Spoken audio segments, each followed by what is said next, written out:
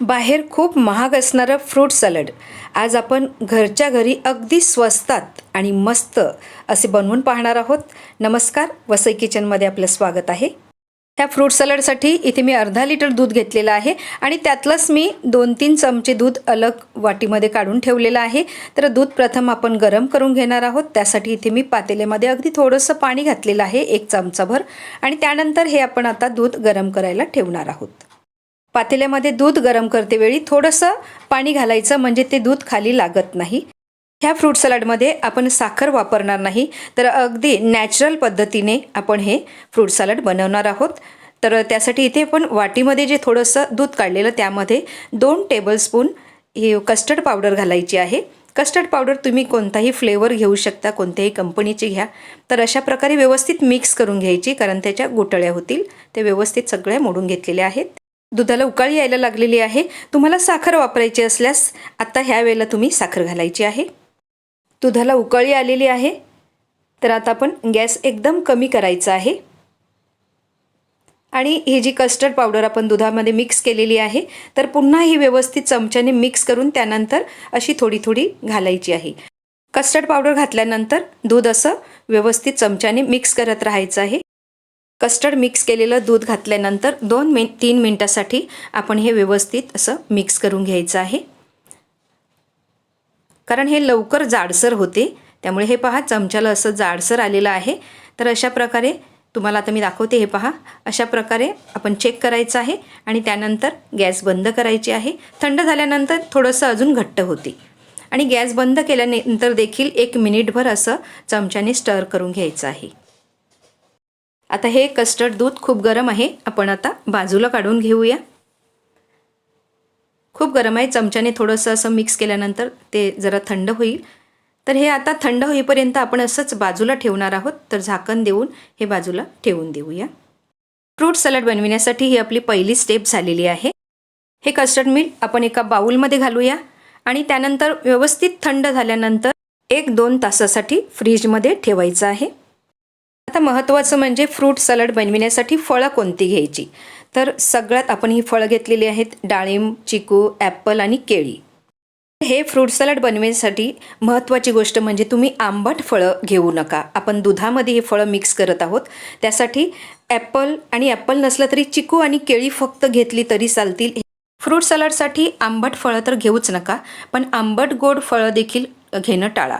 तर केळी आणि चिकू ही फळं तर नेहमी आपल्याला मिळतात. केळी तर म्हणजे संपूर्ण वर्ष मिळतात आणि खूप स्वस्त देखील असतात.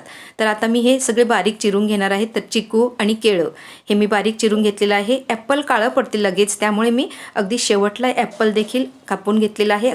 फळं सगळी गोड आहेत, त्यामुळे साखरेची तर आवश्यकता नाहीच. पण तुम्हाला गोड पाहिजे असेल तर असं खजूर घ्यायचं आहे आणि खजूर असा बारीक चिरून घ्यायचा आहे. सजावटीसाठी डाळिंबाचे दाणे घेतलेले आहेत आणि हे काजूचे तुकडे घेतलेले आहेत, ऑप्शनल आहेत. अर्धा लिटर दुधासाठी इथे मी 2 केळी घेतलेली आहेत, 4 चिक्कू घेतलेले आहेत आणि 1 ॲपल घ्यायचं आहे. याने खूप भरपूर होते. ही दुसरी स्टेप, फळं चिरून झालेली आहेत. आता लास्ट स्टेप म्हणजे आपण फ्रूट सॅलड आता असं मिक्स करून बनवून घेणार आहोत. तर इथे मी फ्रीजमधलं हे कस्टर्ड काढलेलं आहे, त्यामध्ये आपण सगळी ही फ्रूट्स मिक्स करायची आहेत.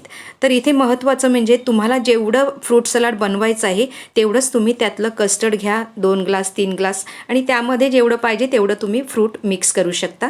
मी संपूर्ण ह्या कस्टर्डमध्ये सगळे फ्रूट घातल्यानंतर ते नाही संपलं तर फ्रीजमध्ये ठेवल्यानंतर त्या फ्रूटमधला पाणी रिलीज होतो आणि ते फ्रूट सॅलड पातळ होते, मग त्याला टेस्ट नाही लागत.